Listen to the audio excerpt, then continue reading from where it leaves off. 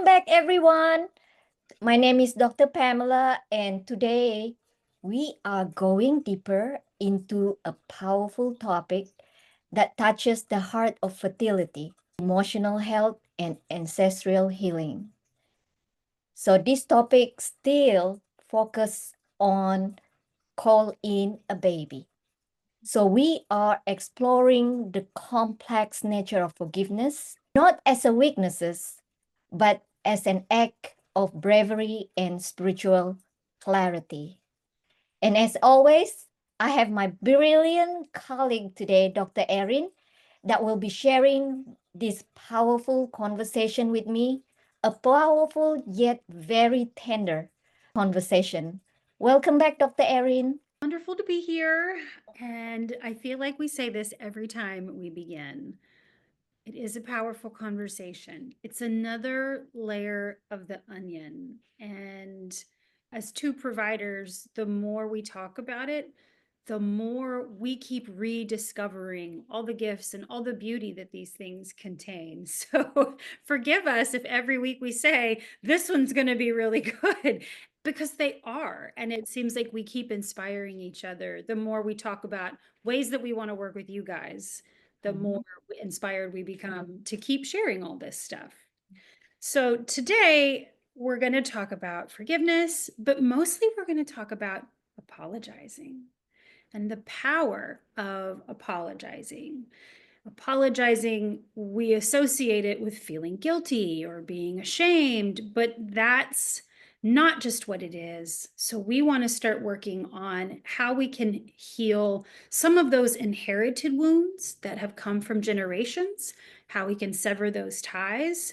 And then you can also use it for anything, choices that you've made in your life that you wish you could change or take back, but you can't. But you can acknowledge them. You can apologize with intention. You can forgive anything. You can forgive yourself. You can forgive someone else. You can forgive things that you've never even seen with your own eyes. So with that, let's start with something that we see often. So two extremes. So when it comes to apologizing, we will see one side that overly kind of like compliance energy, meaning this is the timid energy. So this is the people keep saying, "Oh, I'm sorry, I'm sorry." Everything is like sorry, and then they like move forward from that. And then it seems like it's imprinted in them. And then the other side, which we call it the more dominant side, it's the one that think apologizing is a weakness. They kind of like dominant, rigid, and sometimes they are very dismissive. So these two patterns exist simultaneously within one person, but sometimes it exists individually within a person. So, Dr. Erin, what can you tell these two patterns based on what we inherited from our lineage? I think we can also easily establish it as kind of male and female.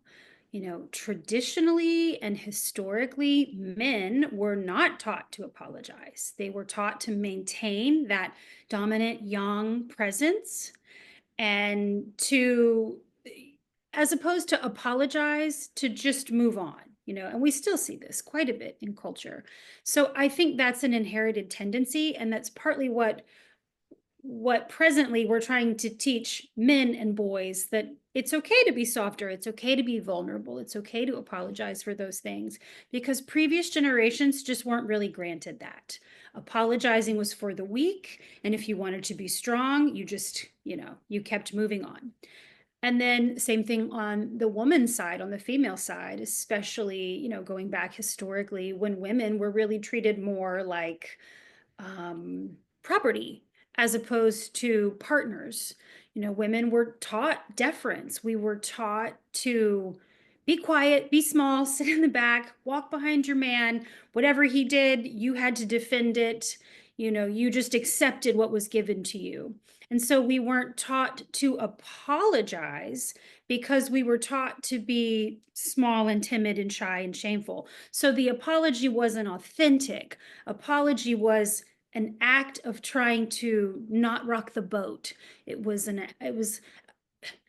trying to stay small so that bad things didn't come to you. So women were taught this sort of, timid, peevish, dismissiveness. Mm-hmm. Not dismissive, but so it's a masculine feminine thing too. And I think from a lineage perspective, a lot of that has been handed down. And it's only in the last few generations that we're starting to see women accepted into a role of power and men accepted into a role of vulnerability. So we still want to integrate just behaviors that have come to us from our parents. Maybe you had a parent who struggled with one or these or the other, or a grandparent. And so that's still like in your cellular structure. So practicing what we're going to do today with this sort of like intentional, thoughtful, empowered apology is going to help you break any of those ties so that your future generations can move into a place of capability, like ability to master both the dominant and the feminine, be comfortable there. Yeah, so I often see this pattern, well, uh, brought up in the Asian family. I'm not saying just the Chinese Asian family. I think this is applicable to Asian in general, the Indian Asian as well. As a female, I remember my mom, she has to adhere all these uh, requirement from the mother-in-law, or those that has um, the elderly. So kind of like she has to walk on the fine line just to uh, prevent any confrontation.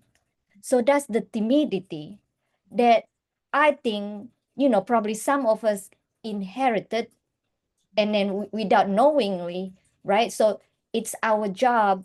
I mean, it's our turn to kind of like use this information today to heal the lineage, like you healing your mother's past, or you healing your grandmother's past, or whoever beyond that.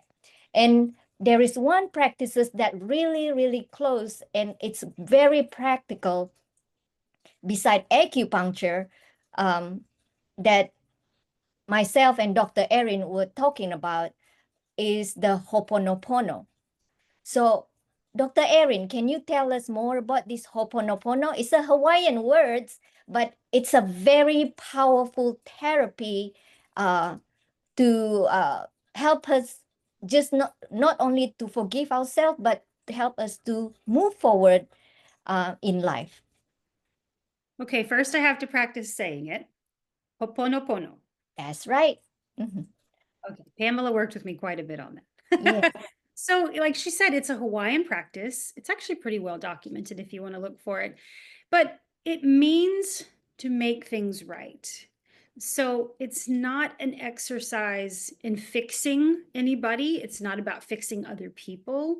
It's really more about clearing out your own energy. It's about severing those emotional ties through that intentional forgiveness. So the mantra is very simple, deceptively simple. I'm sorry. Please forgive me. Thank you. I love you. And that's it.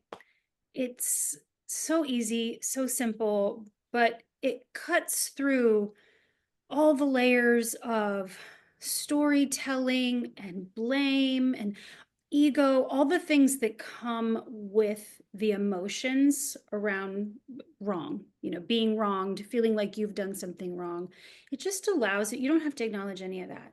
You're just going to acknowledge, you're going to be truthful about your intention to do so, and then you just clear the energy. It just breaks the bonds. Yep. It's very powerful. Yep. When I say it, not just like me saying it, like when you saying it, right? You have to say it with warmth, with your heart, with your intention. I'm sorry. Please forgive me. Thank you. I love you. So sorry about that. So when you're saying it like really, really full with intention, you can feel the vibration.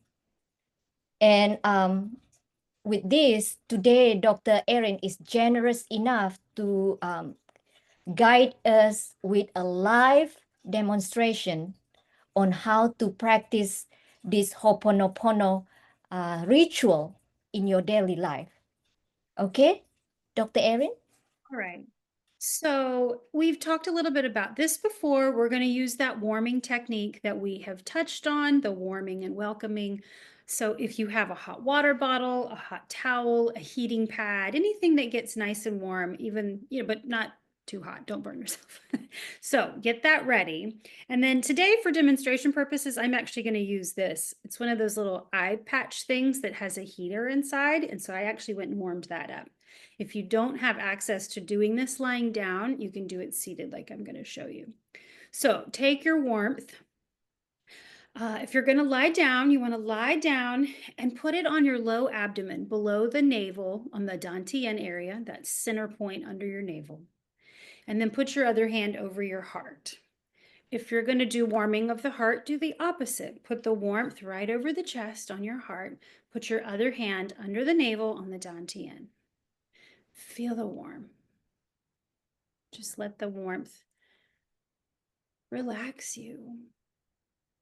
Let it start to melt that heart energy, that womb energy. Take a deep breath.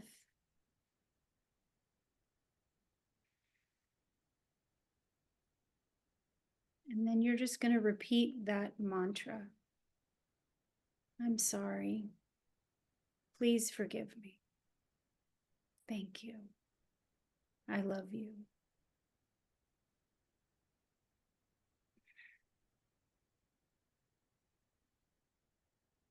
I'm sorry. Please forgive me. Thank you. I love you.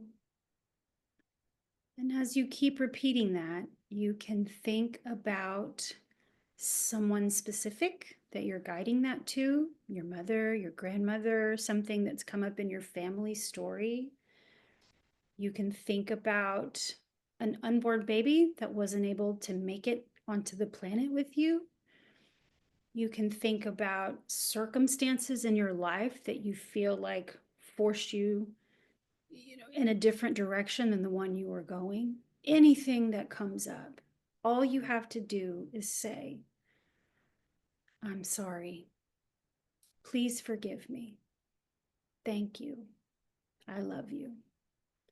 And the thing is, even if it wasn't your fault, all you have to do to break those ties is to truly acknowledge it like this and then let it go. And the harder it is to do it, the more you just need to keep working through it. Because things that aren't our fault can still be in our space. They can still be in our womb and in our cells. So we are going to clear the debris, release the story, release the blame or the shame, and let it go. And you're going to move on. Thank you, Thank you, Erin. It's beautiful. I'm almost choked. It's like really tender. You can feel it in your heart. It Yeah, is. it's It very is. tender. Makes Yeah. me It makes me smile when I do it. It makes me teary when I do it. It just depends on what I'm thinking about. So you'll just feel your emotional energy cycle through, and that's good. So we want to do that for as many times as you can. Do it for 60 seconds, do it for 5 minutes, do it before you lay down to go to sleep at night, and just make it part of your routine. Do it when you're sitting in your car and you're worried about what's about to happen. It doesn't matter when. You just clear that emotional energy up. Mhm. Beautiful, beautiful. Thank you. Thank you for sharing that. And also, it's a great reminder that working with this therapy, this ritual, right? Since we're talking about call in the baby, so we are preparing the womb because the womb is is the first classroom. It's the first temple for the human being. It's the first temple for the baby. And then it's a very sacred place. Mm. And then forgiveness, asking for forgiveness or doing the ritual of forgiving, right? It doesn't mean that we denying any harm. It means we choose not to carry the harm forward. Probably the ancestor has done that, but you have the ability to say, no, it's in with me. I'm here to heal the past, and I'm ready to move forward with a clean slate of line. Okay? So,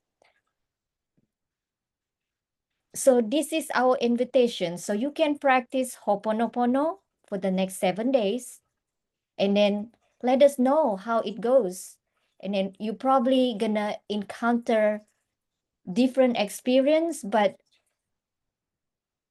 the experience is valid.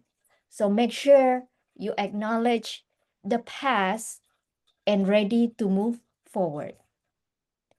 Yeah, Dr. Erin? Yep, that's right. It's not just in service to you or to your partnership or your current needs. It's in service to everyone that came before you, everyone that you're going to bring into your family line. You're just reconstructing what you donate to the next several generations. And that's how we talk about healing that trauma line. So we're going to just keep working on that. So do it for you, do it for everyone that comes from you. Thank you so much. So before we end, so let's say it collectively. Let's say the mantra collectively. So I'm sorry. Please forgive me. Thank you. I love you. So thank you for joining us today. Until next time, breathe deeply, forgive freely, and stay open. Thank you, Dr. Erin, and take care for now.